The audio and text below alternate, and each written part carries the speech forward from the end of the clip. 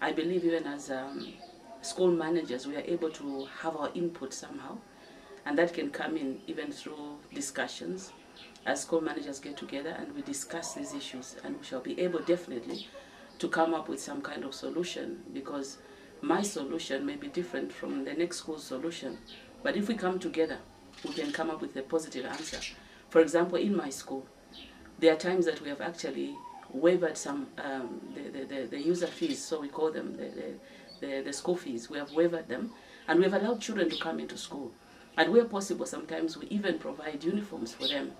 And I've seen situations where my own teachers have actually taken some of these children in their homes and taking care of them.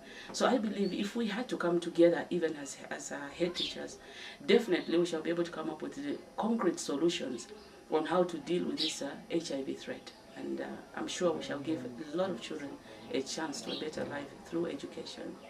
Thank you very much. I believe our role in combating the HIV and AIDS is basically just sensitizing people about the issues of HIV and AIDS, the negative impacts of HIV and AIDS, as well as trying to help people who are already struck with this disease. And I think we can only do this if we live an exemplary life. We should first start with ourselves. Do we abstain? So we should first look at ourselves, see what we do, and then in the end we try to tell people what to do as well.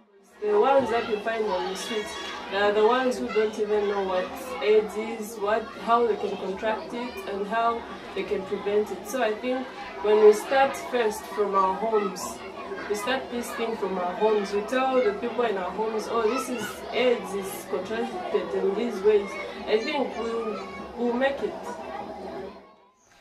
One of the role, how I think about myself and why I'm still keeping myself up to this time is because I abstain from sex, and I would also encourage other people, for those who cannot abstain, it's better they use condoms. Then the other thing for them to protect themselves from HIV and AIDS is just to remain faithful to each other if they are married. Yes. With this problem that we are facing, I think the financial situation that is limited in our country, the best that we can do to reduce the spread of HIV/AIDS is to focus on the communities, more especially the guardians or maybe the parents, to equip them with the entrepreneurial skills which they can use so that they can sustain their lives.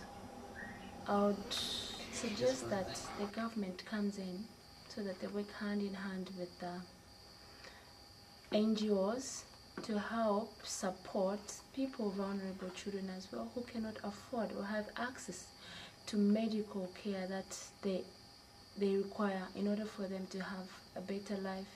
Because you find that others are not able to manage, they cannot afford, they have no support. So if the government had to come in, it would be much easier, because those people then will be put on treatment, which will help them prolong their lives. It will not benefit just those people who are in need of the treatment, but also I'll be proud to see to it that people's lives have been prolonged and that they've been helped to achieve and also have access to medical care that they need. So if there is a word which says if you're not infected, then you are affected. So it is everybody's responsibility to see to it that those who are in need are catered for, and at the end we'll all be happy.